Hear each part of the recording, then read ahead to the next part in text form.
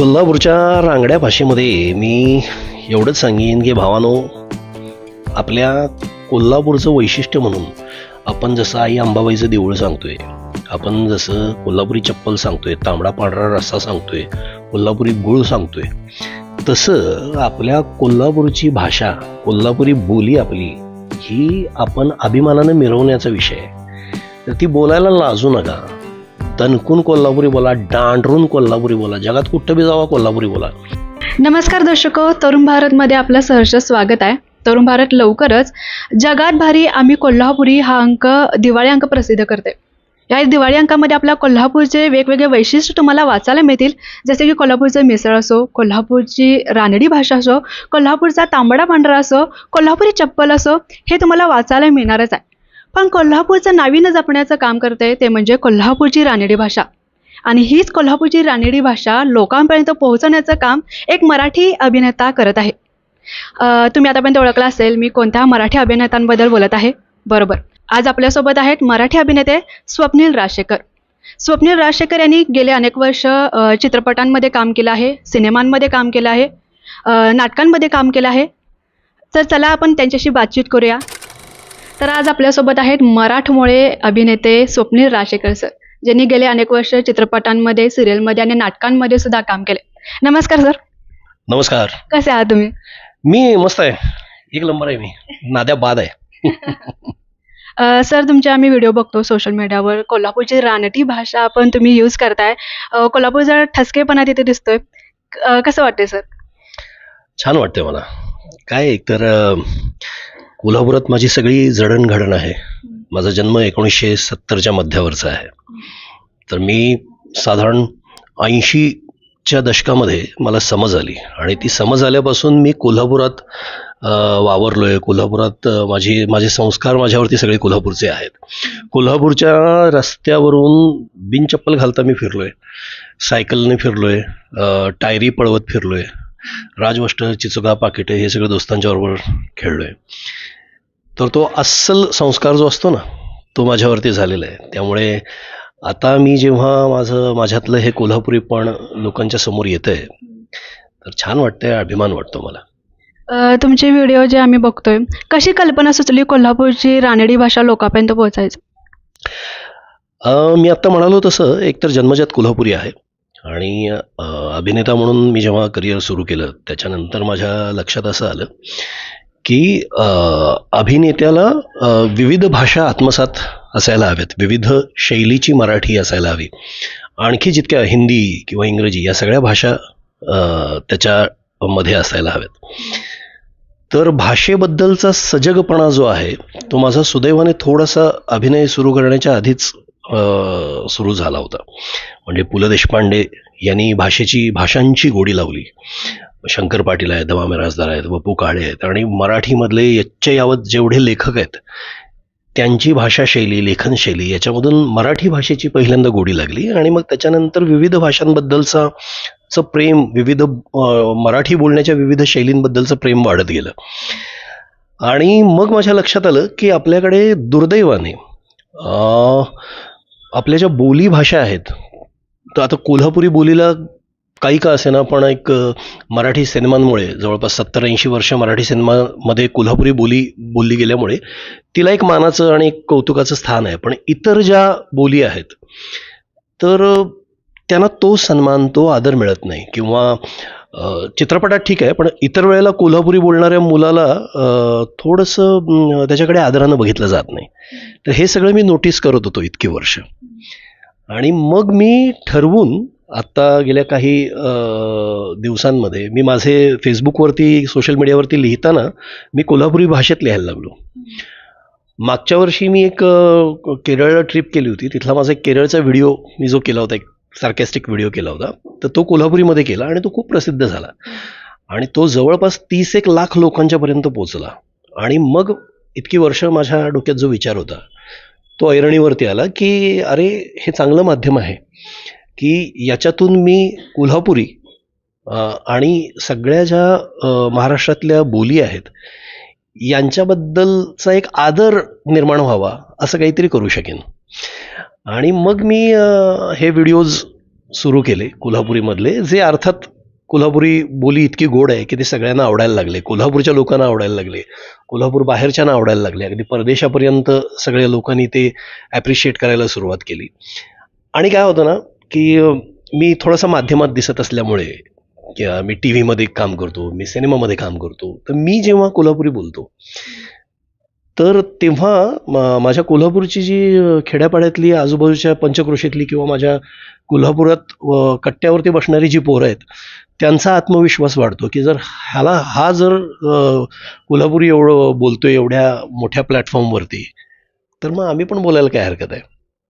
आणि मग ह्याच्यातून ती माझी प्रेरणा आणखी वाढत गेली. मग एक व्हिडिओ केला, दुसरा केला, मग त्याला रिस्पॉन्स चांगला आला, मग पुढचे करत गेलो. अशी ती सिरीज सुरू आहे. जेव्हा एखादा पहिला व्हिडिओ तुम्ही कोल्हापूरचा पोस्ट केला, लोकांचा आणि स्पेशली घरातल्यांचा प्रतिसाद कसा होता?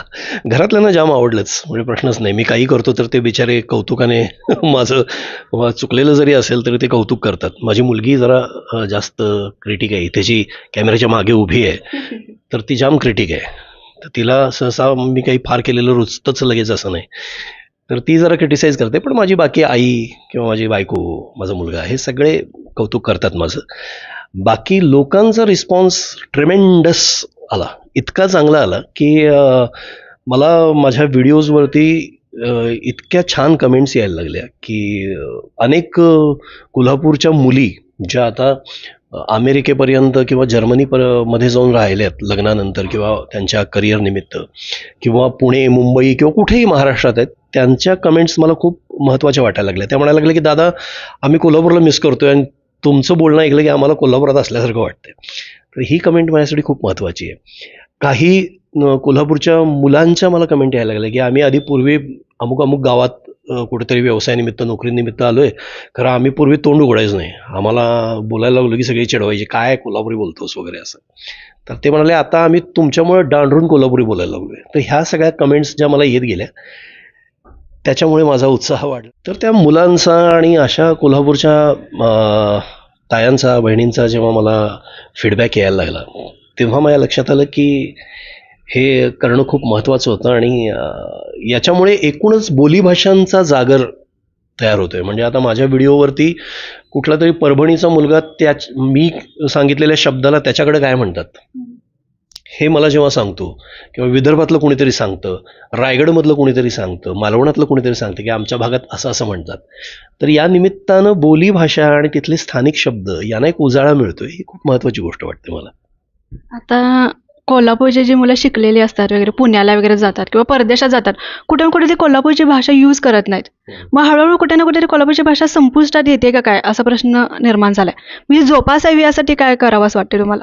आत्ता आपण जे करतोय ते म्हणजे कोल्हापूरच्या मुलांनी, मुलींनी जिथं कुठं असतील तिथं दणकून कोल्हापुरी बोलावी. आणि आपल्या भाषेमध्ये ना, कोल्हापूरच्या भाषेमध्ये एक पूर्वीच्या काळात, माझ्या वडिलांच्या काळातला एक शब्द आहे इट्ट. एक इट्ट म्हणजे आता ज्याला एक्स फॅक्टर म्हणतात इंग्रजीमध्ये, ते इट्ट, एक्स फॅक्टर आपल्या कोल्हापुरी बोलीमध्ये आहे.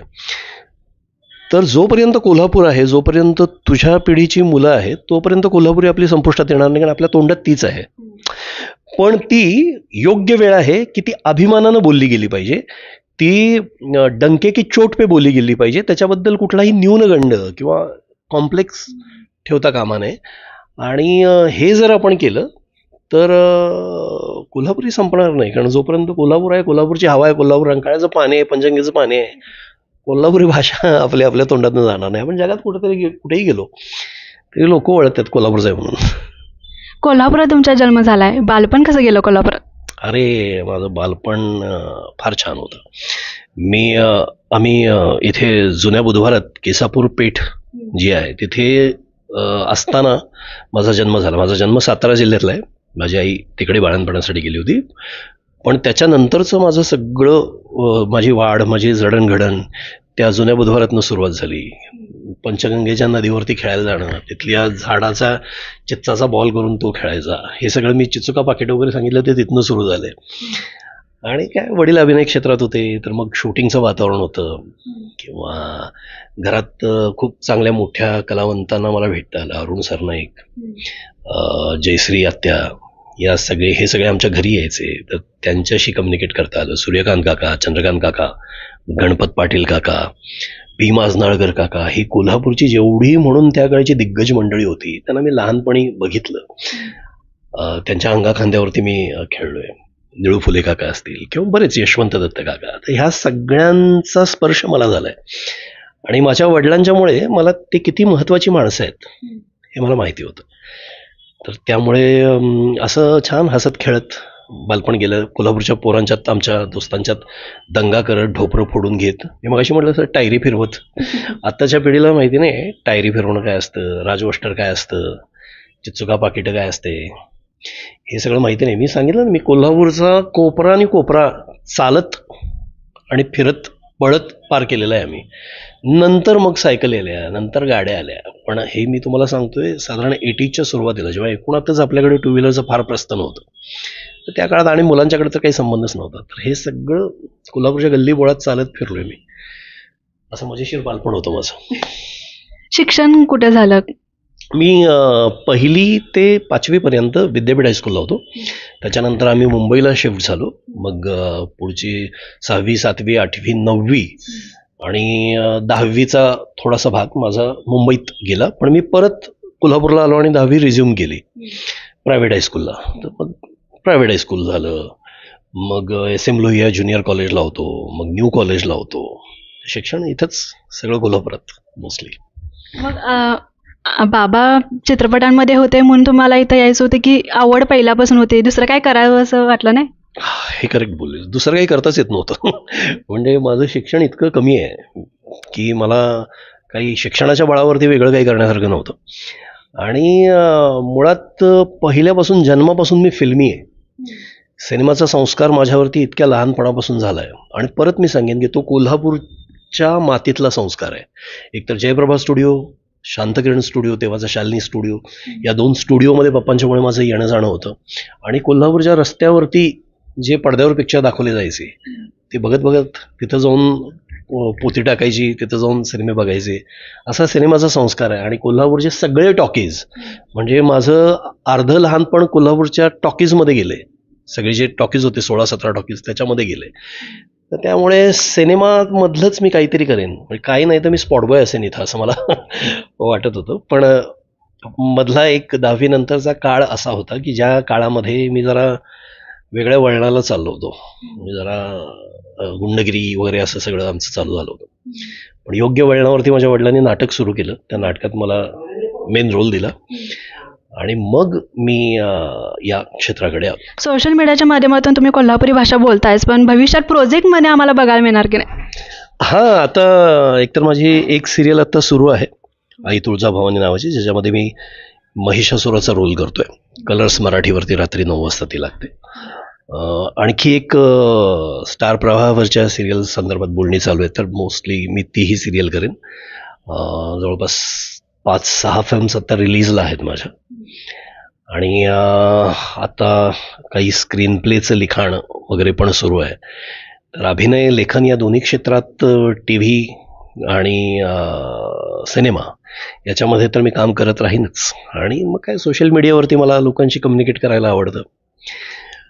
हे जे काही मी टोटल फिल्मी बाते नावाचं एक सेगमेंट करतो, ज्याच्यामध्ये मी सिनेमाबद्दलचा सगळा ट्रिव्हिया सांगत असतो, तर ते मला करायला आवडतं. हे कोल्हापुरी शब्दकोश करायला आवडतं. ते एकूणात मी जरा व्यक्त होत असतो सोशल मीडियावर, तेही चालू राहील. तरुण भारतच्या प्लॅटफॉर्ममध्ये जर कोल्हापुरीची रानडी भाषा तुम्ही व्यक्त व्हायचं असेल तर काय करा?